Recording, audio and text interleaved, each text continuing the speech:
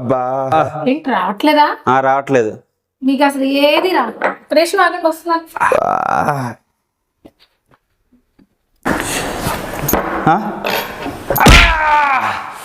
అబ్బా చూసా ఎలా వచ్చిందో.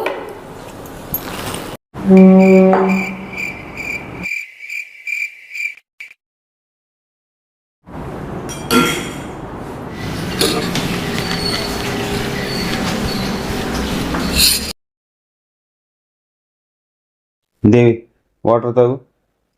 నాకేం దాహం కాలేదు, ఇప్పుడు వద్దు. లేదు నీకు దాహం వేస్తుంది, తాగు. నువ్వు తాగనా?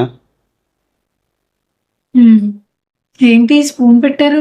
ఓ స్పూన్ పెట్టినా, సరే సరే సరే సరే. ఉప్పు తాగు. ఏమన్నా కలిపారా? నేనేం కలుపుతానే పిచ్చిదానా? నేను ఎందుకు కలుపుతాను? నమ్మకం లేదు ఆ మాత్రం కూడా నా మీద. మరి స్పూన్ ఎందుకు పెట్టారు? స్పూన్ ఏదో అనుకోకుండా పడింది.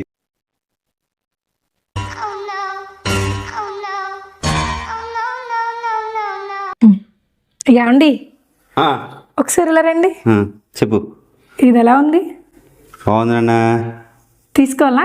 తీసుకో తీసుకో. నీకేం ప్రాబ్లం లేదా? నాకేం ప్రాబ్లం లేదు.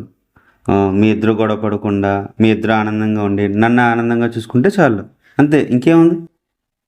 దేని గురించి మాట్లాడుతున్నారు? అమ్మాయి గురించి. నేను మాట్లాడుతుంది అవుట్ఫిట్ గురించి. అత్తయ్య గారు, సరేనండి నేను చెప్తానా. ఓకేనండి. అలాగే. ఏమండి ఎక్కడికి వెళ్తున్నారు? బయటికి వెళ్తున్నానే. ఇప్పుడే అత్తయ్య గారు చెప్పారు ఈరోజు ఆదివారం అమావాస్య అంట, బయటకు వెళ్ళొద్దని చెప్పారు. వెళ్తే దయ్యాలు పడతాయంట, చూసుకోండి.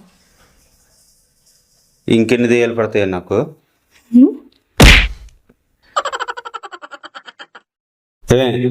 శబ్దం చెప్తాను చెయ్యి. మేము భార్యాభర్తలము మేము ఇక నుంచి ఎప్పుడు కూడా చిన్న చిన్న విషయాలకి అస్సలు గొడవ నేను చేయను. నేను మీతో గొడవ పడుకుంటే ఒక్క నిమిషం కూడా ఉండలేదు. నాకు నిద్ర కూడా పట్టదు. షాపింగ్ తీసుకెళ్తాను చేయవే.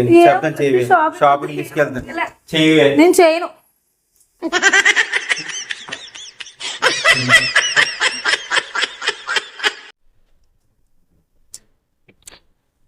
ఏంటి ఏమైంది? కోపంగా ఉన్నావు?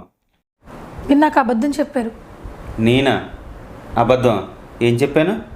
అబ్బా ప్లీజ్ నాతో మాట్లాడకండి మీరు. ఏమైంది?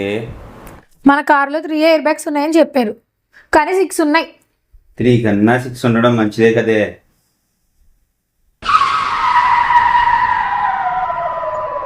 కానీ విషయం నీకెలా తెలుసు?